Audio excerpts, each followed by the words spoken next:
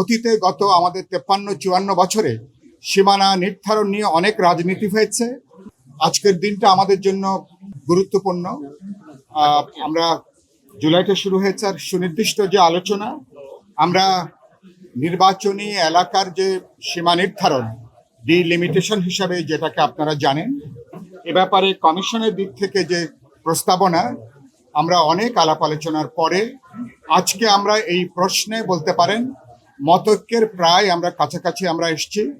আর সেটা হচ্ছে যে ইতিমধ্যেই আমাদের ত্রয়োদশ জাতীয় সংসদ নির্বাচনকে সামনে রেখে নির্বাচন কমিশন সীমানা পুনর্নির্ধারণ করার ব্যাপারে 50টার উপরে ইতিমধ্যেই নির্বাচনী এলাকা নিয়ে নির্বাচন কমিশনের কাছে 500-র উপরে তাদের কাছে সেখানে আপিল আছে।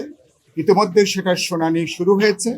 আমরা বলেছি নির্বাচন কমিশনকে ঐক্যমত কমিশনের দিক থেকে পরামর্শ দেওয়া যেতে পারে সবার সম্মতির ভিত্তিতে, যে আপনারা আপনাদের কাজটাকে নিরপেক্ষ করবার জন্য, পেশাদারি জায়গা থেকে ডিলিমিটেশনের কাজটা সম্পন্ন করার জন্য, সীমানা পুনর্নির্ধারণ করার জন্য প্রয়োজন বোধে এ ব্যাপারে দক্ষ যোগ্য পেশাদার ব্যক্তিবর্গকে আপনারা এর সাথে যুক্ত করতে পারেন, এবং যাতে নির্বাচন কমিশন অতীতে গত আমাদের 53-54 বছরে সীমানা নির্ধারণ নিয়ে অনেক রাজনীতি হয়েছে। বান্ডেল থাকলে প্রতি সেনমানিতে টাকা বাঁচবে। বিকাশ সেনমানি বান্ডেল কিনে জিতুন প্রতি লেনদেনে। ক্ষমতাসীন দল তারা তাদের পছন্দের জায়গা থেকে বিভিন্ন নির্বাচনী এলাকা অনেক সময় তারা পুনর্নির্ধারণ করেছেন। অনেক ক্ষেত্রে জয় পরাজয় নির্ধারণ করবার ক্ষেত্রে সীমানা পুনর্নির্ধারণের বিষয়টা একটা গুরুত্বপূর্ণ ভূমিকা পালন করেছে।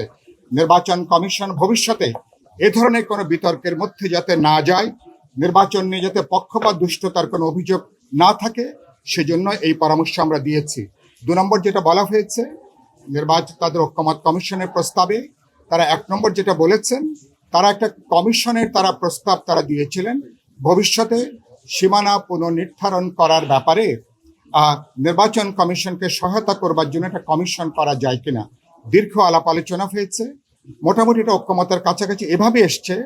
আমাদের সংবিধানে এই সংক্রান্ত 119-এর 8 যে ধারা আছে, সেখানে যদি আমরা এটাকে পুনর্নির্ধারণ যদি আমরা উল্লেখ করতে পারি ভবিষ্যতে, যেটা আদমশুমারি বা অর্থাৎ জনশুমারি বলে যেটা পরিচিত, প্রতি 10 বছর পর পর সেখানে এই আমাদের 119-এর 8-এ এখানে একটা আইনগতভাবে এই ধারাটা যুক্ত করা, যে সেখানে একটা বিশেষায়িত কমিটি গঠন হবে, যে কমিটি পক্ষপাতহীনভাবে দক্ষ যোগ্য ব্যক্তিবর্গকে নিয়ে যারা এই সীমানা পুনর্নির্ধারণ করার ব্যাপারে যারা যেখানে দায়িত্ব পালন করবেন, কমিটির সুপারিশ নিয়ে, এই বিশেষায়িত কমিটির সুপারিশ নিয়ে যদি কোনো প্রশ্ন ওঠে, কোনো প্রার্থী যদি সংক্ষুব্ধ হন, তিনি যাতে আপিল করতে পারেন, তিনি যাতে সর্বোচ্চ আইনের তিনি যাতে আশ্রয় নিতে পারেন, সেই ক্লজও এখানে যুক্ত থাকবে।